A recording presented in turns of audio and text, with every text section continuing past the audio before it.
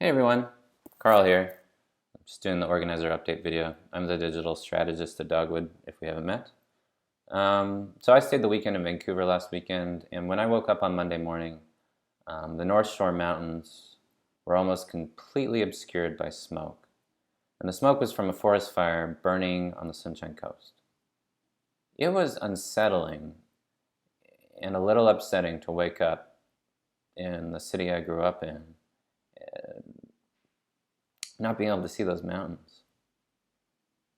Now, it felt like, for the first time, the climate change impacts that we've been talking about for a long time were right in my face. And not only were they right in my face, they were in my lungs. I actually started coughing that day because the smoke was so bad. This summer feels like a turning point to me. On one hand, a tremendous swath of the boreal forest in Canada is on fire. Some of my favorite places in this province, where I grew up, are on fire right now. This is the warmest, driest summer I can remember in my entire life, and I've lived here my entire life. On the other hand, this summer feels like a turning point to me in a more positive way, because I feel like together, we're going to band together as a community and turn the ship around in this country. I strongly believe that together we have a chance to elect a government in October that will defend our coast from oil spills or oil tankers, and that will take meaningful action on climate change.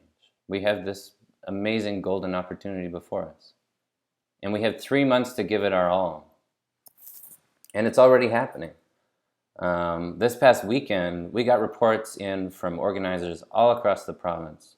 There were incredible numbers of people signing pledges at farmers markets and pride parades. At the Pride Parade in Victoria, Terry Dance Bennick's team, let me see here, they got 149 people sign the pledge within a couple of hours, and 48 people signed up to volunteer and join their team. That's incredible, and is incredibly, makes me feel incredibly optimistic in the face of things like raging forest fires in the province. We can do this, and now more than ever, it's important that we do this, and that we do everything we can in October. This week, the federal election website that I've been working on with colleagues and others is finally live on the internet. This website is going to be a tool for voters. We have information about each of the candidates in every riding in BC. We're going to have riding maps with previous vote breakdowns from previous elections. We're going to have the polling that Dogwood is conducting displayed on the website, as well as projections from other sources. And we're hoping that it's going to be a really great tool for voters when they go to the polls to decide who's worthy of their vote in the election come October. Please contact your local candidates if you haven't already as a team to encourage them to fill out the survey that's in the field right now.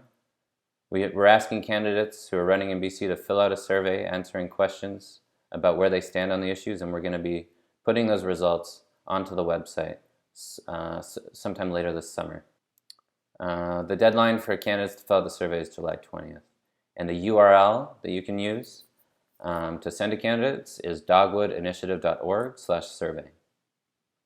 Another thing that is making me feel optimistic right now is we recently, through conversations with our partner organizations, have decided that we're going to work together with all of them on 2 key priorities in pushing the BC government. And those 2 things are a fair and independent review of Kinder Morgan and carbon pricing on U.S. thermal coal exports. And I'm sure we'll have more updates on those 2 things in future updates.